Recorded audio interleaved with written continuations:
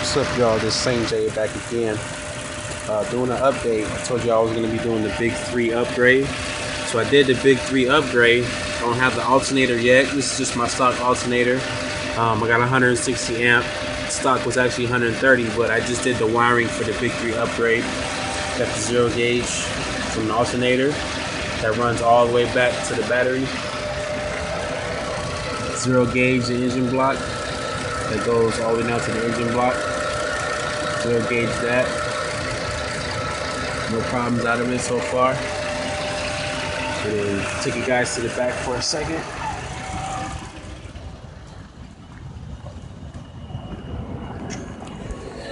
Okay, these are my wires. This is from my amplifier on monoblock with a JL Audio 1201/V3. Recently hooked these up, 4-channel. I'm gonna be running mids and highs through this. I didn't have mids and highs before. I just had my amp turned down to about a quarter, sometimes halfway, and it was just still loud. So these are my 4-channel amp cables XD. I'm gonna be running a JL Audio 300/4V3. So I'm gonna have 2/V3 amps, both black to match. Remote wire, of course. I hooked up the remote wire for the second amp, which is the 4-channel mids and highs amp. Okay, this is the cable right here that runs from the alternator all the way back. I don't know if you guys can see it. It's blue. It's purple. It's supposed to be blue, but this is the cable. I have the 250 amp fuse Scorpion between the battery and the alternator.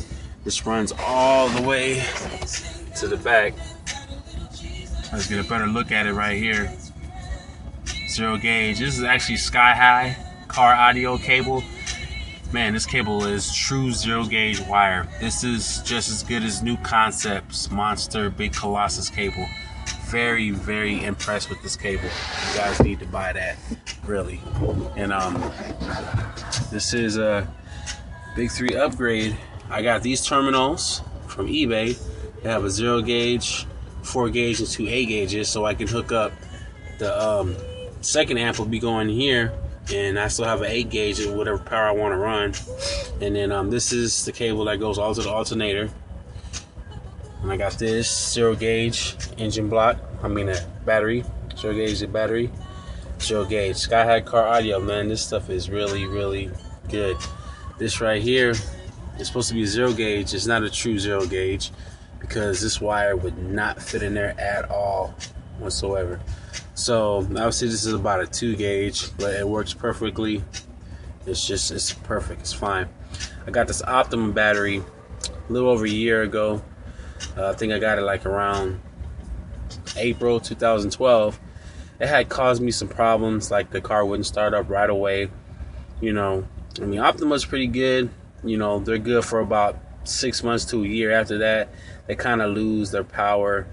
You know, plus I had my 1001 V2, you know, going off this battery, and it just sucked all the juice out of it. And plus, when it sits for a long time, it kind of hesitates to start up. I mean, Optimas are good, you know what, but I mean, they're good for short periods of time. For long periods of times, they don't, you know, they're not do what they're supposed to do. But I'm getting the Odyssey battery, and I'm getting a Magnum alternator, 240 amps. So I will be hooking that up to this with my 1201 V2 and everything. So a lot of power going through this car. You know, right now I just did the big 3 upgrade about a month ago. You know, I had to get a new phone because my microphone didn't work on my phone. So they sent me a new phone. So I got a new phone to be able to make this video. So yeah, Optimum battery is coming out. No longer keeping this in here. These nut bolts right here, the whole piece right here, not just the bolt but the whole thing, it was kind of short, so I got a longer one. I went to Craig and O'Reilly, and I got a same I think it's a 1.25 inch bolt, so I can hook up the amplifier for the monoblock here too, because I have this for the alternator, this is for my air compressor, and I'm gonna hook up another one, and this was just going to be the monoblock amp, and this will just be for the 4-channel amp. You know, yes, I do have airbags. I have a 5-gallon tank, and I have an air compressor. So this thing takes a lot of power when it's on. So I'm probably going to be getting a second air compressor too when I get my other battery, my Odyssey battery.